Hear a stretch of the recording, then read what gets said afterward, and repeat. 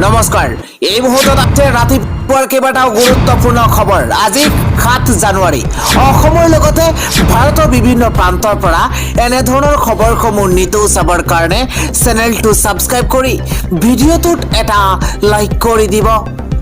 এই মুহূৰ্তত জনাই আছো এটা গুৰুত্বপূৰ্ণ খবৰ। উচ্ছেদিতই ভোট দিবলৈ পাব 2026-ত।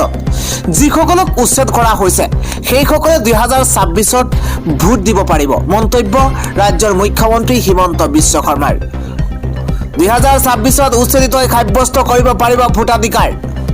কেৱল উচ্ছেদ হোৱা অঞ্চলৰ পৰাহে নাম কৰ্তন হ'ব উচ্ছেদিতৰ। উচ্ছেদস্থলীৰ পৰা যিটো স্থানলৈ গৈছে তাৰ পৰা দিব পাৰিব ভোট। 2026-ত উৰিয়ামঘাটৰ 11,000 উচ্ছেদিতৰ নাম কৰ্তন কৰা হৈছে। সেইসকল ব্যক্তিয়ে বসবাস কৰা অঞ্চলৰ পৰা দিব পাৰিব ভোট।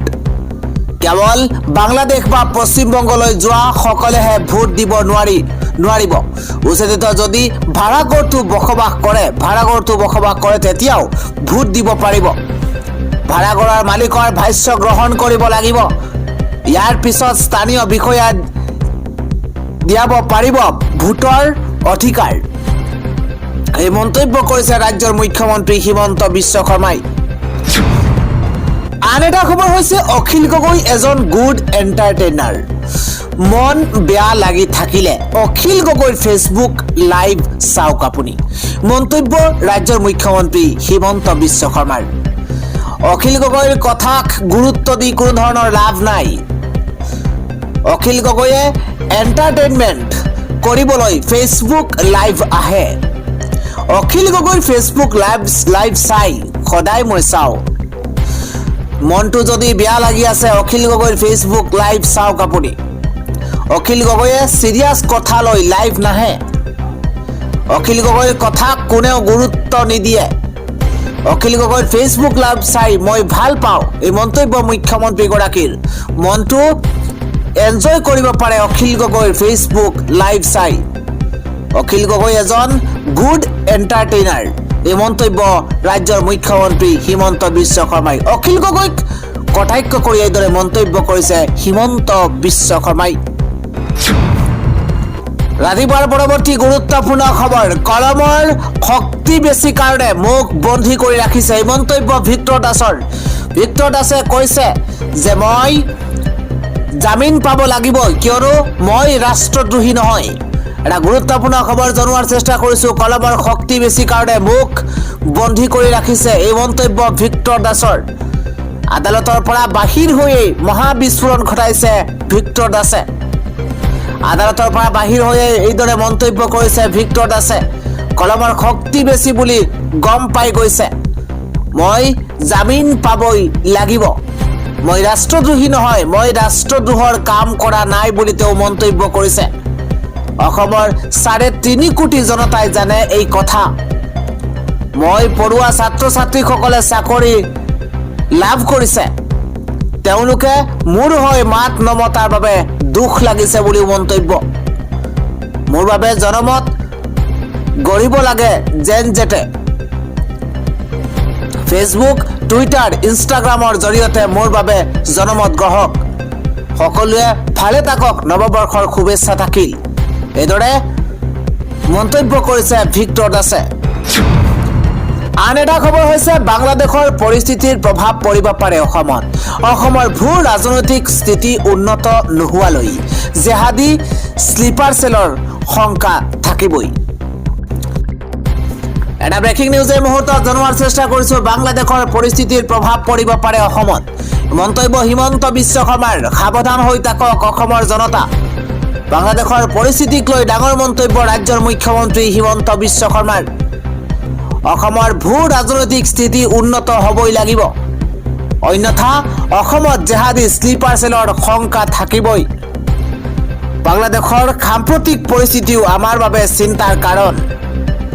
দিনে দিনে চুবুৰীয়া ৰাজ্যখনত হিন্দুৰ ওপৰত বাঢ়িছে আক্ৰমণ। এনে পৰিস্থিতিৰ প্ৰভাৱ পৰিব পাৰে অসমতো। সতৰ্ক হৈ থাকিব লাগিব ৰাজ্যবাসী। বাংলাদেশৰ পৰিস্থিতিৰ প্ৰভাৱ পৰিব পাৰে অসমত বুলি মন্তব্য কৰিছে হিমন্ত বিশ্ব শৰ্মাই। আন এটা পলিটিক্যাল ব্ৰেকিং নিউজ বিজেপিৰ দখলত থকা 9টা সমষ্টি বিচাৰিছে অগপই এটা পলিটিক্যাল বিগ ব্ৰেকিং এই মুহূৰ্তত জনোৱাৰ চেষ্টা কৰিছো অতি কমেও ৭৫খন আসনত প্ৰতিদ্বন্দ্বিতা কৰিব অগপই বৰ্তমান অগপৰ দখলত থকা 9টা সমষ্টিটো প্ৰাৰ্থী দিব অগপই 9টা সমষ্টিৰ বাহিৰেও অন্য 26টা সমষ্টিত প্ৰাৰ্থী দিবলৈ সাজু হৈ পৰিছে অগপ বিগত নিৰ্বাচনত বিজেপিয়ে প্ৰাৰ্থী দিছিল ৯৩টা আসনত বিগত নিৰ্বাচনত বিজেপিয়ে প্ৰাৰ্থী দিছিল ৯৩টা আসনত পূৰ্বতকৈ শক্তি বৃদ্ধি পোৱা অগপই বিচাৰিছে এইবাৰ ৩৫খন সমষ্টি প্ৰতিখন জিলাত এটাকৈ সমষ্টি লাগে অসম গণ পৰিষদক বিজেপি মিত্ৰজোঁটৰ আসন বুজা পৰাৰ বৃহৎ খবৰ আহি পৰিছে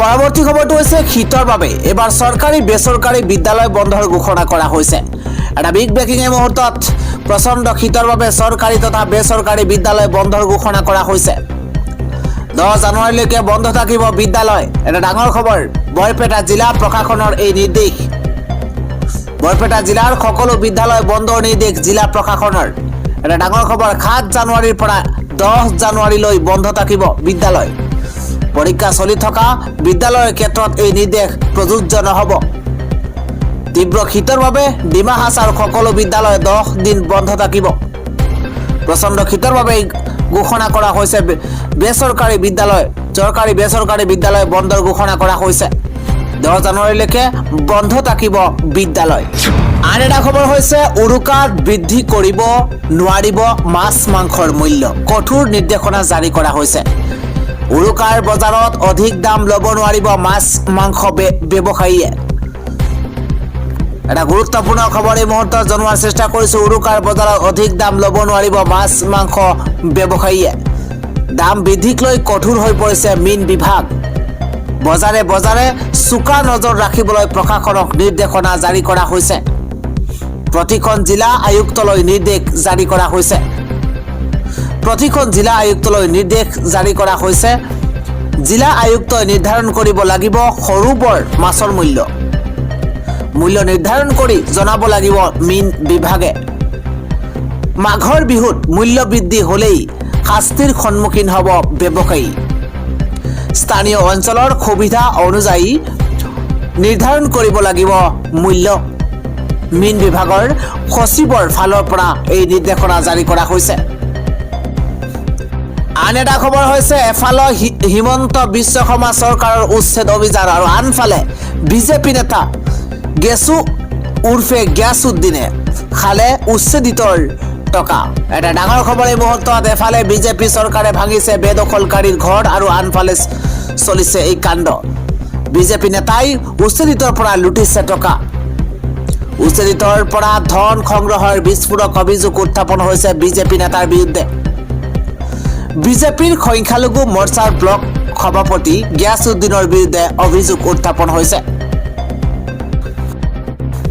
গেছু উৰ্ফে গ্যাসউদ্দিনে ধন সংগ্ৰহ কৰাৰ অভিযোগ উত্থাপন হৈছে এই মুহূৰ্তত বনাঞ্চলত বসবাস কৰা একোটা পৰিয়ালৰ পৰা লুটিলে 5ৰ পৰা 15,000কৈ টকা ধন দিলে উচ্ছেদ নহব বুলি বেদখলকাৰীক দিছিল প্ৰতিশ্ৰুতি ওপৰ মহলালৈকে হাত আছে বুলি বেদখলকাৰীক কৰিলে প্ৰবঞ্চনা বিধায়কৰ পৰা মন্ত্ৰী মুখ্যমন্ত্ৰীৰ নাম লৈ গেছুৱে ধন সংগ্ৰহৰ অভিযোগ উত্থাপন হৈছে বিস্ফোৰক অভিযোগ অসম সংখ্যালঘু সংগ্ৰাম পৰিষদৰ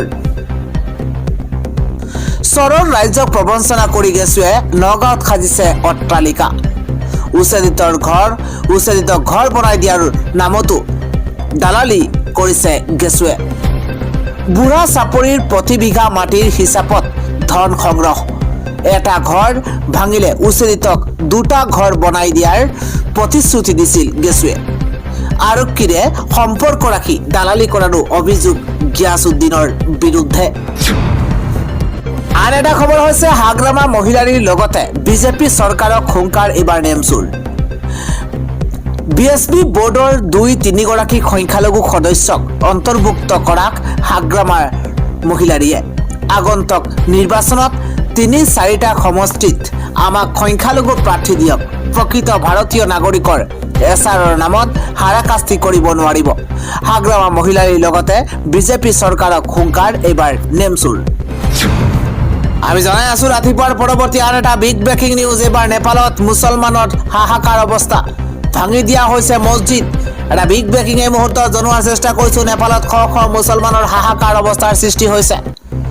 মুছলমানক নেপালৰ পৰা খেদাৰ ভয়ংকৰ আন্দোলন। নেপালত ভাঙি দিয়া হৈছে মুছলমানৰ মছজিদ, চিল কৰি দিয়া হৈছে ভাৰত নেপাল সীমান্ত। আকৌ নেপালত অগ্নিঘৰ বা পৰিস্থিতিৰ সৃষ্টি হৈছে। মুছলমান জনতাৰ বিৰুদ্ধে ওলাই আহিছে নেপালী জনতা। সাম্প্ৰদায়িক সংঘৰ্ষই এক ভয়ংকৰ পৰিণতিৰ ৰূপ লৈছে।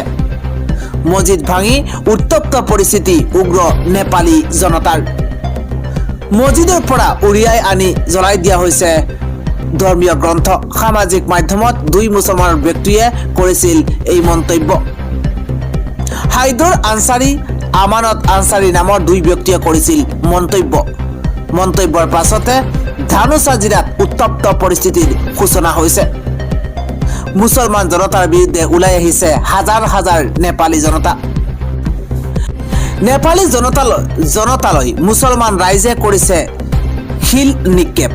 নেপালত ক্ৰমাৎ গোষ্ঠীগত সংঘৰ্ষৰ দিশে আগবাঢ়িছে হিন্দু মুছলমান। ইতিমধ্যে সাম্প্ৰদায়িক মন্তব্য দিয়া ব্যক্তিক আৰক্ষীয়ে গ্ৰেপ্তাৰ কৰিছে। পাছে ক্ষান্ত হোৱা নাই প্ৰতিবাদী জনতা। ধানুচা জিলাৰ একাধিক মছজিদত প্ৰতিবাদকাৰীৰ আক্ৰমণ। এই ঘটনাৰ পাছতে বিহাৰৰ ৰাজুৱাল সীমান্ত চিল কৰি দিয়া হৈছে। মোতায়েন কৰা হৈছে SSB। পৰৱৰ্তী খবৰ, মুছলমানে প্ৰমাণ কৰিলে ইছলামৰ পবিত্ৰতা। এবাৰ হিন্দু মুছলমানৰ ভেদাভেদ ত্যাগ কৰিলে মুছলমানে। হিন্দু ধৰ্মৰ লোকক সৎকাৰ কৰিলে ইছলাম সমাজে। তীৰ্থনগৰী হাজোৰ কোঁৱৰপুৰৰ এটা বিশেষ দৃশ্য। কোঁৱৰপুৰ গাঁৱত আছে মাত্ৰ 3টাকৈ হিন্দু ধৰ্মৰ পৰিয়াল। গাঁওখনত বাস কৰে ইছলাম ধৰ্মাৱলম্বী লোকসকলে। সমাজকৰ্মী সুৰেন দাসৰ বাৰ্ধক্যজনিত কাৰণত মৃত্যুৰ খবৰ বিয়পি পৰাত বাসগৃহত ভিৰ কৰিছে শ শ মুছলমানে। হিন্দু সমাজলৈ বাট নাচাই সৎকাৰ কৰিবলৈ ওলাই আহিছে সকলো। দুই পুত্ৰৰ সহযোগত ইছলাম ধৰ্মৰ লোকসকলে কৰিছে সৎকাৰ। হিন্দু মুছলমানৰ ভাতৃত্বৰ এনাজৰীৰ প্ৰমাণ দিছে মুছলমানে। আমি জনাই আছো ৰাতিপুৱাৰ পৰৱৰ্তী ডাঙৰ খবৰ, ৰাষ্ট্ৰপতিক বন্দী কৰি আমেৰিকাৰ অত্যাচাৰ। টাৰ্গেটত এইবাৰ ইৰাণৰ ৰাষ্ট্ৰপতি খামেনি। এটা ব্ৰেকিং নিউজ এই মুহূৰ্তত। ৰাষ্ট্ৰপতিক বন্দী কৰি আমেৰিকাৰ অত্যাচাৰ। ভেনিজুৱেলাৰ পাছত টাৰ্গেটত এইবাৰ ইৰাণৰ ৰাষ্ট্ৰপতি। নিউয়ৰ্কৰ কুখ্যাত কাৰাগাৰত বন্দী ভেনিজুৱেলাৰ ৰাষ্ট্ৰপতি। নিউয়ৰ্কৰ ব্ৰুকলিন কাৰাগাৰত বন্দী নিকোলাছ মাডুৰো। একেখন কাৰাগাৰতে বন্দী কৰি ৰখা হৈছে মাডুৰোৰ পত্নীকো। পৃথিৱীৰ ভিতৰতে কুখ্যাত অভিশপ্ত এই ব্ৰুকলিন কাৰাগাৰ। এই কাৰাগাৰত বন্দী হৈ আছে বহু ভয়ংকৰ অপৰাধী। কাৰাগাৰখনত সপ্তাহজুৰি বিদ্যুৎ কৰ্তন কৰি ৰখা হয়। বন্দীৰ মাজত প্ৰায় সংঘটিত হয় মাৰপিট তথা নিৰ্যাতন। সম্পূৰ্ণ পুথিক গন্ধময় কদৰ্য পৰিৱেশত ৰখা হয় বন্দীক। প্ৰায় নিশংস হত্যাৰ বলি হয় কাৰাগাৰখনত থকা বন্দী। অবাধে কাৰাগাৰখনত চলে নিষিদ্ধ ব্যৱহাৰ। প্ৰচণ্ড মানসিক চাপত আত্মহত্যা কৰে বহু বন্দীয়ে। কাৰাগাৰখনত চিকিৎসা ব্যৱস্থাও অতি দুৰ্বল। কাৰাগাৰৰ কৰ্মচাৰীয়েও বন্দীক চলাই নিৰ্বিচাৰ নিৰ্যাতন। আনহাতে ট্ৰাম্পৰ ভাবুকিত দক্ষিণ আমেৰিকাত যুদ্ধৰ দামামা। যিকোনো মুহূৰ্ততে আমেৰিকাই কলম্বিয়া আক্ৰমণৰ আশংকা। কলম্বিয়াৰ ৰাষ্ট্ৰপতি গুষ্টাভ পেট্ৰৰ মন্তব্যক লৈ এতিয়া উত্তেজনাৰ বিৰাজ কৰিছে। ডোনাল্ড ট্ৰাম্পক ভয় নকৰোঁ বুলি কৈছিল গুষ্টাভ পেট্ৰোৱে। আমেৰিকাৰ অস্ত্ৰৰে প্ৰত্যুত্তৰ দিয়া হ'ব বুলি কৰিছিল সদম্ভ ঘোষণা। পেট্ৰৰ এই মন্তব্যৰ পাছতে খঙত অগ্নিশৰ্মা হৈ পৰিছে ৰাষ্ট্ৰপতি ডোনাল্ড ট্ৰাম্প। কলম্বিয়াৰ সীমান্ত অঞ্চলত হাজাৰ হাজাৰ সেনা মোতায়েন কৰা হৈছে। কলম্বিয়াৰ চৰকাৰে মোতায়েন কৰে যুদ্ধৰ টেংকসহ সেনা। কলম্বিয়া ভেনিজুৱেলাৰ সীমান্তত যুদ্ধ সদৃশ চেপা উত্তেজনাই বিৰাজ কৰিছে। প্ৰয়োজনত পুনৰ নিজেও যুদ্ধ কৰিম বুলি বিস্ফোৰক মন্তব্য পেট্ৰৰ। ৰাতিপুৱাৰ পৰৱৰ্তী খবৰ, মুখ্যমন্ত্ৰীয়ে আমাক হাৰাশাস্তি কৰি থকাতকৈ মাৰি পেলোৱাই ভাল আছিল। ঋণ লৈ ইয়াত আমি খেতি বাতি কৰিছোঁ। বিগত 40 বছৰৰ পৰা আমি ইয়াত বসবাস কৰি আছো। আজি আমাক প্ৰশাসনে উচ্ছেদ কৰিছে। মুখ্যমন্ত্ৰীৰ বিৰুদ্ধে ক্ষোভ উজাৰিছে বুঢ়া চাপৰিৰ এগৰাকী উচ্ছেদিত লোকে। আন এটা খবৰ হৈছে, উত্তৰ প্ৰদেশত প্ৰকাশ পালে ভোটাৰ তালিকাৰ বিশেষ সংশোধনী খচৰা। ভোটাৰ তালিকাৰ পৰা কৰ্তন হ'ল 3 কোটি ভোটাৰৰ নাম। ভোটাৰ তালিকাৰ বিশেষ সংশোধনী খচৰাত বৈধ ভোটাৰ হিচাপে চিনাক্তকৰণ কৰা হৈছে 12,55,56,000 ভোটাৰ। 6 জানুৱাৰীৰ পৰা 27 ফেব্ৰুৱাৰী পৰ্যন্ত দাখিল কৰিব পাৰিব আপত্তি। আন এটা খবৰ হৈছে, গিয়াছুদ্দিন বা গেছু হৈছে চৰৰ দালাল। চৰৰ ৰাজ্যক প্ৰবঞ্চনা কৰি গেছুৱে নগাঁৱত সাজিছে অট্টালিকা। শোণিতপুৰৰ বুঢ়াচাপৰিত উচ্ছেদিতক ৰাম ঠগন দিছে গিয়াছুদ্দিন উৰ্ফে গেছুৱে। বুঢ়াচাপৰিৰ উচ্ছেদিতৰ পৰা ধন সংগ্ৰহ কৰিছিল গিয়াছুদ্দিন উৰ্ফে গেছুৱে। চৰত থাকিবলৈ দিয়াৰ নামত গেছুৱে ধন সংগ্ৰহ কৰাৰ গুৰুতৰ অভিযোগ এইবাৰ উত্থাপন কৰিছে। গেছুৰ বিৰুদ্ধে খৰব হৈ পৰিছে এইদৰে অসম সংখ্যালঘু সংগ্ৰাম পৰিষদ। আন এটা খবৰ হৈছে, যিমানেই উচ্ছেদ হ'ব সিমানেই কংগ্ৰেছৰ ভোট বাঢ়িব। ৰাহুল গান্ধী প্ৰধানমন্ত্ৰী হ'ব নোৱাৰে বুলি মুছলমানে জানে। মুখ্যমন্ত্ৰী হিমন্ত বিশ্ব শৰ্মাক পল্টুৰাম আখ্যা দি উচ্ছেদৰ সন্দৰ্ভত প্ৰতিক্ৰিয়া প্ৰকাশ কৰিছে AIUDF প্ৰধান বদৰুদ্দিন আজমলে। পৰৱৰ্তী খবৰ, কংগ্ৰেছে বাংলাদেশীহে গুৰুত্ব দিয়ে। কংগ্ৰেছে বাংলাদেশীহে গুৰুত্ব দিয়ে। বাংলাদেশৰ পৰা কংগ্ৰেছ দল চলে। অসমীয়া আৰু খিলঞ্জীয়া মানুহ শক্তিশালী হলে কংগ্ৰেছে বেয়া পায়। কংগ্ৰেছে বেয়া পোৱা ভাল পোৱাক অসমীয়াই ভাৰতীয়ই একো গুৰুত্ব নিদিয়ে বুলি মন্তব্য মন্ত্ৰী পীযুষ হাজৰিকাৰ। আন এটা খবৰ হৈছে, বিজেপিৰ বিৰুদ্ধে বিস্ফোৰক সংবাদমেল বিধায়ক অখিল গগৈৰ। ৰাজ্যিক সভাপতি দিলীপ শইকীয়া আৰু অশোক সিংহালৰ বিৰুদ্ধে বিস্ফোৰক অভিযোগ উত্থাপন কৰিছে অখিল গগৈয়ে। বিজেপিক ভোট নিদিয়া লাখ লাখ ভোটাৰৰ নাম কৰ্তনৰ ষড়যন্ত্ৰৰ অভিযোগ উত্থাপন কৰিছে। অশোক সিংহালক বিশেষ দায়িত্ব দিয়া বুলিও অভিযোগ উত্থাপন কৰিছে বিধায়ক অখিল গগৈয়ে। আন এটা খবৰ হৈছে, সাৱধান হওক, সতৰ্ক হওক, প্ৰচণ্ড শীত নামিব এতিয়া ৰাজ্যত। পুহমহীয়া জাৰৰ মাজতে বৰষুণৰ এলাৰ্ট জাৰি কৰিছে বতৰ বিজ্ঞান কেন্দ্ৰই। ডাঙৰ খবৰ, সাৱধান হওক, সতৰ্ক হওক, কিয়নো আগন্তুক দিনকেইটাত প্ৰচণ্ড ঠাণ্ডাই কবাব অসম। পুহমহীয়া জাৰৰ মাজতে অসমত নেৰানেপেৰা বৰষুণৰ আগজাননী প্ৰদান কৰিছে বতৰ বিজ্ঞান কেন্দ্ৰই। আৰু 5 দিনলৈ ৰাজ্যত অব্যাহত থাকিব হাড় কঁপোৱা শীতৰ প্ৰবাহ। এইকেইটা দিন ঘন কুঁৱলী আৱৰি ৰাখিব সমগ্ৰ অসম। এই দিনকেইটাত ঘন কুঁৱলী আৱৰি ধৰিব। সমুদ্ৰ পৃষ্ঠত উৎপত্তি হোৱা বতাহ নিম্নমুখী হৈ বৈছে উত্তৰ পূব দিশে। অসম, অৰুণাচল, মেঘালয়, নাগালেণ্ডৰ কিছু অংশত হ'ব বৰষুণ। বৰঝাৰস্থিত আঞ্চলিক বতৰ বিজ্ঞান কেন্দ্ৰৰ তৰফৰ পৰা এই আগজাননী জাৰি কৰা হৈছে। আন এটা খবৰ, এইবাৰ 3 মাৰ্চত ফাকুৱাৰ দিনাই হ'ব 2026 বৰ্ষৰ প্ৰথমটো চন্দ্ৰগ্ৰহণ। দৃশ্যমান হ'ব সমগ্ৰ ভাৰতত। অসম তথা উত্তৰ পূবত কিদৰে তাৰ প্ৰভাৱ পৰিব জনোৱাৰ চেষ্টা কৰিছোঁ। ফাকুৱাৰ দিনাই হ'ব 2026 বৰ্ষৰ প্ৰথমটো চন্দ্ৰগ্ৰহণ। 3 মাৰ্চত হ'বলৈ গৈ আছে বছৰৰ প্ৰথমটো চন্দ্ৰগ্ৰহণ। এটা গুৰুত্বপূৰ্ণ খবৰ, এই চন্দ্ৰগ্ৰহণ দৃশ্যমান হ'ব সমগ্ৰ ভাৰতত। অসম তথা উত্তৰ পূবত পৰিব এই চন্দ্ৰগ্ৰহণৰ বৃহৎ প্ৰভাৱ। মিজোৰাম, নাগালেণ্ড, মণিপুৰ, অসম আদিতো স্পষ্ট ৰূপত দৃশ্যমান হ'ব এই চন্দ্ৰগ্ৰহণ। জ্যোতিষ বিজ্ঞানীৰ মতে এই চন্দ্ৰগ্ৰহণে যথেষ্ট প্ৰভাৱ পেলাব প্ৰকৃতি তথা মানৱ জীৱনৰ ওপৰত। ভাৰতত দৃশ্যমান হোৱাৰ বাবেই এই গ্ৰহণৰ সূতক কালো তাৎপৰ্যপূৰ্ণ হ'ব ভাৰতীয় লোকৰ বাবে। ভাৰতীয় সময় অনুসৰি দিনৰ 3:20 আৰম্ভ হ'ব এই চন্দ্ৰগ্ৰহণ। গ্ৰহণৰ অন্ত পৰিব সন্ধিয়া 6:47। 3 ঘণ্টা 27 মিনিটলৈকে থাকিব এই গ্ৰহণৰ প্ৰভাৱ। এই গ্ৰহণৰ সময়ত প্ৰতিফলিত হোৱা নেতিবাচক ৰশ্মিৰ প্ৰভাৱত ৰোগ ব্যাধি আদি বৃদ্ধি পোৱাৰ আশংকা। জ্যোতিষীসকলৰ মতে কেইবাটাও ৰাশিৰ জাতক জাতিকাৰ ওপৰত এই গ্ৰহণৰ বাবে নেতিবাচক প্ৰভাৱ পৰাৰ আশংকা প্ৰকাশ কৰিছে। মেঘ, কৰ্কট, সিংহ, বৃশ্চিক, মীন ৰাশিৰ জাতক জাতিকাই অধিক সতৰ্কতা অৱলম্বন কৰিব লাগিব। কৰ্কট ৰাশিৰ জাতক জাতিকাৰ জীৱনলৈ এই গ্ৰহণৰ বাবে আহিব পাৰে আৰ্থিক সংকট, ব্যৱসায়ত লোকচান, ব্যয় বৃদ্ধি, অপ্ৰয়োজনীয় ভ্ৰমণ আদি বৃদ্ধি পোৱাৰ সম্ভাৱনা।